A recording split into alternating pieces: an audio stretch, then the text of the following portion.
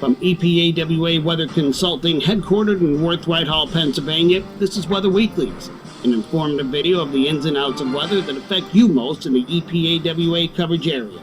The thoughts and opinions expressed in this video are those of the forecaster alone and may not reflect those of the staff of EPAWA Weather Consulting LLC as a whole, nor its constituents. Now, without further ado, here is meteorologist Bobby Martrich with Weather Weeklies. Good Sunday morning to another edition of Weather Weeklies for Sunday, December 15th, and we have some wintry precipitation to talk about here in this video, and it's not going to be a huge deal. Not a huge deal. It's going to be, minor to me in some places, maybe a little moderate. It's not a big storm, not a lot of precipitation with it, and I think people get a misconception. We put out maps for snow and ice on the weather alerts page or link to it on Facebook, and especially on Facebook, because it just seems like nobody reads. Some of you do. It's actually most of you do, but some just don't and would rather, criticize the fact that we're releasing maps for, minor amounts of snow and ice. I can't pick and choose the storms, but we have to prepare for an inch of snow or a tenth of an inch of ice the same way we do for a foot of snow. It might not be what you want. I don't control it. It's the way Mother Nature intended. It's what it wants right now, okay? So we have this coming in on Monday and Tuesday, and there will be a wintry side to it. But we had to put out maps for the minor events as much as we do the bigger events. It's not hype. I don't get any jollies out of recording these maps. Believe me, I'd much rather be doing other things, okay? If there is a need for some maps, we will put them out, and we have done so on our weather alerts page, and we do expect it to be fine-tuned today. Later today, at 5 p.m., we'll have updated maps with fine-tuned information. It's not going to be drastic changes. The first maps we put out are going to be like, hey, this is coming, this is the potential, okay? And then once we get to a next round of maps a day later, we'll fine-tune and hone in and that kind of thing. And we'll say, okay, this area is going to get this much snow, this area is going to get this much ice. So expect that today later at 5 o'clock. We will go through that. We are going to go through that today, all right? And we will update you with the latest information that we have with later today with at 5 p.m. But we do want to get to the long-range table. This is what was released on Friday. Still going with this idea that we will be slightly below, well, we're going to be slightly above average here on Tuesday, because we're going to have some areas change to rain, and then we're going to go back down to slightly below average for the next 4 days. So we're going to have temperatures that are, below freezing for highs on some days. So it's going to be pretty cold. Then we have this period here between the 22nd and 27th, near to slightly below average. There's some disagreement in this period and the period after between the GFS ensembles and the European ensemble. I'll show you which way I'm leaning here based on what we have here. You can probably already tell. Okay. We do have this system that is that they came through and brought us rain here. Now this is done Friday, so it's including the system we had Friday night, Saturday. But this is this system that's coming in Monday and Tuesday. And I don't think it's the whole day Tuesday. I'll get to that in a second too. And then we have another winter storm signal here. We have the 21st, 22nd listed. It's actually probably the 22nd. All right, and I'll briefly touch on that in this video as well. But we are going near average precipitation as a whole for the month of December. I'll show you what average is, which may surprise some of you, and then what above average is in January, which is what we have listed here for the projection for January. Now, here's that wintry mix on Monday and Tuesday. This is going to rotate every 3 hours, and you can see the progression here. You get a little bit of snow coming in tomorrow morning, then a little bit of a lull, and then you have some icing coming through late afternoon, evening, moving up toward about I-80 or so, and maybe some snow right along the New York-Pennsylvania border. This is going to reset and do the same cycle again, so I'll let you go through this again. I'll do a close-up of this, okay? A little bit of snow, just snow tomorrow morning. And it would be I-78 corridor, point south, general idea, okay? And then later on, it's going to be ice moving up south and north across our region. So it's moving zoomed in, and this is going to go every single hour, starting off right about 6 a.m. and it's going to spread. This is just light snow, though. Very light snow. So you're going to get like an inch or two of snow out of this, and it's mainly south of I-80. Okay, you get a little bit of a break, and then you get some icing that's going to come in here later in the afternoon and evening across far south areas, and it's going to creep up to the north like this. Creep up, creep up, creep up. So you get some icing in here, and then you get another wave coming in that's going to change terrain south of 78, icing between 78 and I-80, and then north of there, around the Pennsylvania-New York border, you could get some accumulating snow. Okay, so the only accumulating snow you're getting south of I-80 is going to be from this initial wave that's coming through here on Monday morning. So kind of like a 6 a.m. to noon deal. All right, just very light snow. Mostly non-paved surface accumulations. I wouldn't be surprised if somebody gets a little bit of dusting on the roadways and some of the colder spots. That would be closer to 78, not further south.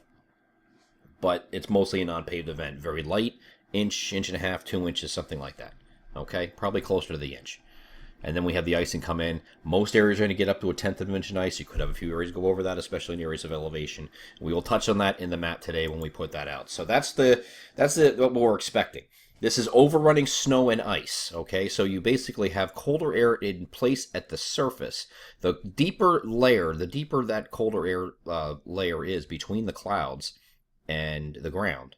If it's all below 32, you get snow. If you get a little bit of a warm wedge in there, not really that deep, so a very shallow warm layer above 32, aloft, but colder at the surface, you get sleet. That's those pellets that fall from the sky. It looks like people call them ice cubes a lot of times. They're not. It's not hail, they call them. Not hail. Completely different process. That's thunderstorms. And then if it's a deep layer of warm aloft, but below freezing at the surface, you get freezing rain. And if it's just warm from cloud to ground, you are, of course, rain. Now, the whole idea is your colder air is stuck at the surface, and you have warmer air overriding that colder air at the surface. So areas aloft are going to get into... are going to have a little warm wedge in there. And here, I'll show you what it looks like here on the sounding. This is freezing rain on the sounding. This is at a point near Allentown, and this is looking at overnight on Monday night. Okay, so you got this little bit. This is the 32-degree line at the surface here. It's just like this. You get a little warm wedge right in here. Can't really draw very good today. But you get a little warm wedge right in there. And it's not that deep. It's only maybe 1,000 feet or 1,500 feet. Right in here where it goes above 32.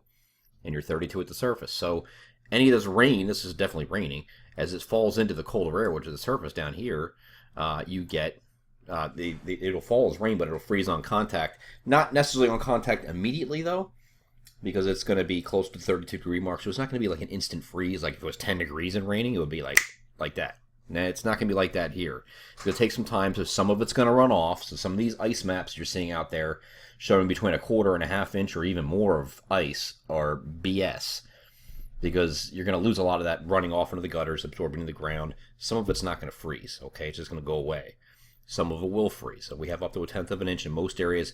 Areas in elevation, though, Poconos, northwest New Jersey, I can see you getting some areas getting over 0.0 or 0.1 inches or a tenth of an inch of ice. So maybe up to 2/10. We allowed up to 2/10. Probably not quite that high, but we allowed up to that just as a buffer. So between a tenth and 2/10 of an inch of ice. And that's ice accrual. That has nothing to do with sleet. Sleet and snow are grouped together in the same category. So taking a look at the temperature periods after the system leaves, all models are unanimous that we're going to have a cold shot here. That's going to be like the 18th to 21st time frame. So there's no disagreement there. Where they disagree about is the period after that, like right around Christmas. Actually, this is just before Christmas Eve and Christmas Day. Here are the GFS ensembles showing kind of near average, or maybe near to slightly below. Guess what? That's what we have in our projection from Friday for that same period. I think I have between the 22nd to the 27th. Near to slightly below average. That's what the GFS ensembles have. European ensembles has this warm up. I don't see this. I just don't. I don't see it being warmer in that time frame. And it's been showing this for a while. So has the GFS been showing this. I just think there's things going on observationally we can look at that we don't have. We can abandon the model. I'm the one that does a long range every week. I look at things that people have never even heard of. Most of you have never heard of. In order, and that are observational, things that are actually physically happening on the opposite side of the world, like East Asian mountain torque. Okay, what the North Pacific's doing. What state it is in. There's a lot of different things that go into it that we're looking at that would support this versus this. So I think we're kind of keeping our projection there, 22nd to 27th, where we are, near to slightly below average during that period. And then I think after that period, after you get past the 27th, it gets even colder, slightly below average. Now, it's important to understand, you're getting to a time of year where you really don't need below average temperatures to have snow. Average is sufficient in most cases, especially as we head toward the end of this month. And we're halfway there. We're already at the 15th. Once you get to the 30th and go right into January, that's our coldest period right there. So you don't need necessarily below average temperatures in order for it to snow and stick and cause issues. All right, we're getting to that time of year. It's getting very close. So here's another storm signal on the 22nd. GFS has this. GFS ensembles are very enthused about this. The European model is not. Started touching on something last night, maybe hinting at something forming out here. It has an idea that, hey, there might be a storm here now. Before, it had absolutely nothing. And if you've been watching the progress of this over the last couple of days like we have, the GFS is going to have it and lose it, that's fine. But at least it had the signal. European model didn't have anything. And now all of a sudden it's going, well, there might be something here. I don't know. Okay? So there could be some snow from this on the 22nd. We keep maintaining that as a storm signal today. We're going to get into this a little bit later this week because I want to see where this goes. This is still way out here. This is like next weekend stuff or maybe early the following week. So this is a ways out. We got one to deal with now. We'll deal with this throughout the week. But that signal is still there for some accumulating snow possible around the 22nd time frame. And the European model, I think, is playing catch-up. It's been playing catch-up. So when I'm seeing stuff like this, and it's showing this, it was showing warm right now here, like we're going forward from the middle of the month onward, and it's backed off and it's been changing, flopping consistently, or persistently, while the GEFS ensembles have been rather consistent, showing that what was eventually the correct pattern. So we'll watch this closely. I don't want to get too excited about that just yet, but there is a possibility around next weekend we could be dealing with another storm. And one of the reasons why I think we're going to be dealing with that pattern or the colder pattern is you see the GFS ensembles. Now, this is the bias corrected. The BC, which says BC here, that's the bias corrected one. I usually use that for the GFS because it tries to eliminate some of the biases that are known by the GFS in the longer range. Sometimes it rushes the pattern, is a little bit too progressive. Sometimes it rushes the MJO waves, which is the Madden-Julian Oscillation. It'll rush that pattern a little bit too fast. It's bias corrected. The MJO bias corrected images here are taking they basically eliminate that bias out of the model, and it just shows a more realistic view of what should happen. So it has everything going to the circle of death. The European model has the same thing. Now, for several weeks, the European model's been bringing it into like right here and then stopping it right there, and it hasn't been moving. It hasn't been progressing further like it's shown here in the GFS, going all the way to the colder sides of the circle here. These are colder phases over here. These are the colder phases, and it's kind of heading in that direction. Everything's kind of heading up in this direction like this on the GFS. European model is starting now to do that. It's not quite as fast here with it, but it's trending in the direction of what the GFS has been doing all along. So again, European model, everybody wants to say, oh, it's so great. Oh, yeah, it's great. I love the European model. It's the best model we have. And it's been struggling lately, folks. It's been struggling.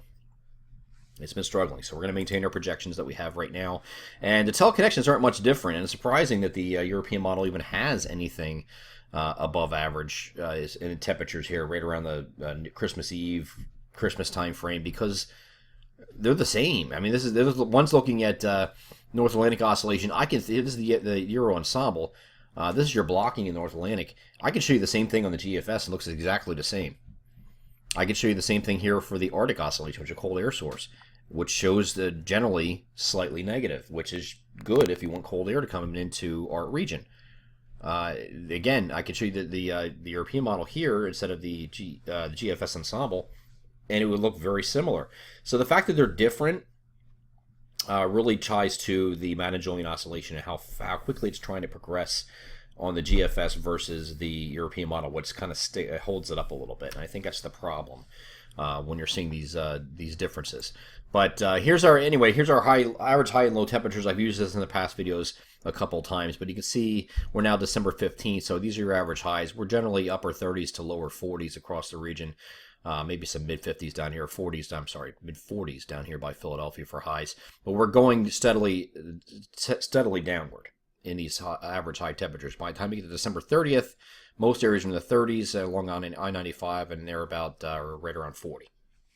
So we're going to continue to drop over the next couple of weeks as far as what average highs and lows are, so you won't need below average temps in order for it to snow as we move forward. We're getting to that magical time frame. Now, what is average? Well, this is interesting because most people think we're supposed to get all the snow in December. Average snow in December isn't really that great. Now, some of you, all these locations here, had some form of measurable precipitation or measurable snow this winter. Every one of them. It may not be a lot, but it's only the first 15 days of the month when you didn't really expect a lot of snow anyway, and then you get all this, it's not really that high. So a place like Allentown here that has 1.6 inches of snow so far only needs another 3.6, right? Am I adding that correctly? Yeah, another 3.6 inches of snow the rest of December in order to meet average. So when we have near average snowfall, and people are like, "Oh, you need to change your projection. You're too low." Are we? No, probably not. This is probably right. And you got to remember, it could just be nickel and dime stuff like we're going to have tomorrow. Might have like an inch and a half tomorrow. Guess what? That adds to it. It still counts. Oh, but it changed to rain. Still counts. Still counts for climatology averages. Now, once we get into January, you see that these numbers double. So we get a lot higher in snowfall in January. We're actually projecting above average. Above this is not our projection. This is what average is. We're projecting above average snowfall. So these numbers we think are going to be higher than this. The actual snowfall in January will be higher than what's posted here. So that we still maintain that with this outlook, and I don't see any reason to change that this morning. So here's to summarize. We're monitoring Monday through Tuesday for the overrunning snow, sleet, freezing, rain, the whole mess there. But again, this is going to be lighter precipitation. It's not going to be heavy. Not a major storm. It is a minor storm for most, and we're going to have some icing involved there. That's what makes it maybe moderate in some areas, I guess. Mainly central and northern areas where we have the most impact from that freezing rain part of it. But we'll have any updated maps that we have or we'll need today, which will just be honing in from what we did for the first maps that we released yesterday. We'll hone in on those today. Release those at 5 p.m. as needed. Might even stay in this call. I doubt it though. We'll have some that are going to be. It's going to be pretty close. It's going to be some fine tuning, and then we have colder air coming behind the system. Looks like 18th to the 21st, and then as that a deep cold moves out, and we get back to make just near average right around the Christmas holiday. Then we have a storm signal on the 22nd. We're going to continue to watch. That would be next Sunday, Monday time frame. We'll watch that period closely, and then the last week of December, January turn cold with more winter storm threats in the pipeline. Beyond that, again, you don't have to have below average temperatures in order to have snow once you get into this period, especially because it's the coldest time of the year. I'm EPAWA meteorologist Bobby Marchers. That's this edition of Weather Weeklies for Sunday, December 15th. Join us again next Sunday. We will have a video a couple days before Christmas on the 22nd. As always, take care.